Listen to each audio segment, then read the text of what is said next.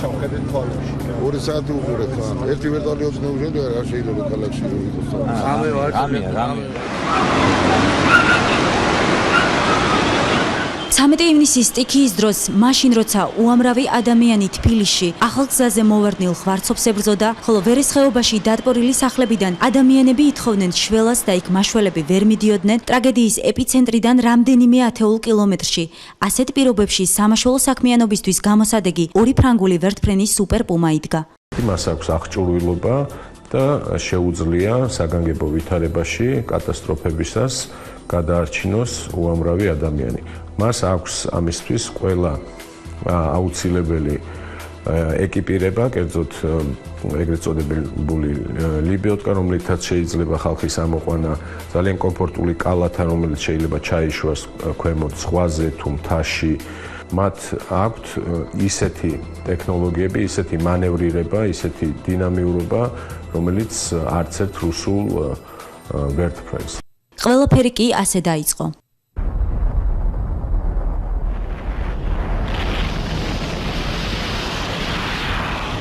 მდინარე ვერესაუში ღვარცოფული პროცესები 23-მდე შენაკადში განვითარდა. ერთდროულად იმუშავა 9 გეოლოგიურმა თუ ჰიდრომეტეოლოგიურმა მოვლენამ. მათ შორის იყო კლდეზვავი, მეწყერი, ღვარცოფი, წყალმოვარდნა და დატბორვა, რაც მსოფლიოს მასშტაბით იშვიათი მოვლენაა. და მაინც ხელისუფლება რომ უფრო მობილიზებული და ოპერატიული ყოფილიყო, სავარაუდოდ მსხვერპლი ან ნაკლები ან სულაც არ იქნებოდა. ხელისუფლების ცალკეულ შტოებს შორის ეფექტური კავშირის არ ქონაზე ისიც მიანიშნებს, რომ როცა 112-ში პირველი ზარები შევიდა, არ მოხდა გზის გადაკეტვა გმირთა მოედნის მიმართულებით. იქ მყოფი მოსახლეობის დროულად გამოყვანა სტიქიის ზონიდან კი ვერ მოხერხდა. მეტიც, შინაგან საქმეთა სამინისტროს პირველი განცხადება, რომელიც დაახლოებით ღამის პირველ საათამდე, ანუ კურიერის სპეცგამოშვებამდე გავრცელდა, საერთოდ აცდენილი იყო რეალობას. მაშინ მხოლოდ უმნიშვნელო დატბორვაზე და სამაშველო სამსახურების მიერ წყლის ამოტუმბვასა და კოორდინირებულ მოქმედებაზე იყო საუბარი.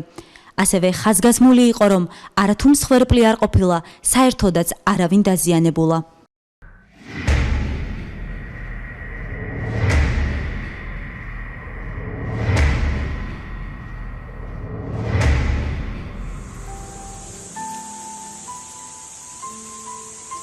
თხრის იმ ადგილს, სადაც მე სახლი იდგა. სახლის ადგილზე არაფერია, რაც უხეშად პლიაჟია, მეტი არაფერი, ქვები ყრია, მეტი არაფერი. თითქოს ეძებს რაღაცას იპოვებს, ნივთიერების ნაქონებს ან რამეს. ხო, ნიქ არაფერი არ იქნება. ივლიტა ჯიბუტი, მისი მეუღლე და მეგობარი წასაღებად განწირული სახლის სახურავზე ავიდნენ. მანამდე კი მთელი საათის განმავლობაში ელოდნენ შველას.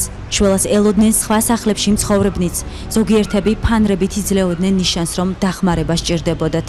ევაკუაციის დაგვიანების გამო მოყვა მსხვერპლი წყალმოვარდნას სვანაძის ქუჩაზეც, როგორც თამარაშვილზე, ასევე სვანაძეზე, ქალაქის მერსა და პრემიერ-მინისტრ ჟურნალისტებმა მიასწრეს.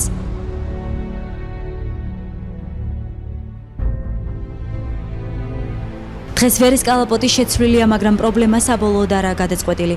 საკრებულოში ვერესთვის კალაპოტის შეცვლის საბოლოო პროექტი ჯერაც არ წარუდგენიათ. საშიშროება, რომ სტიქია შესაძლოა განმეორდეს, ამ დრომდე არსებობს. ამიტომაც დედაქალაქი ამ დრომდე დაძაბული ხდება ნებისმიერ ხანგრძლივ წვიმას.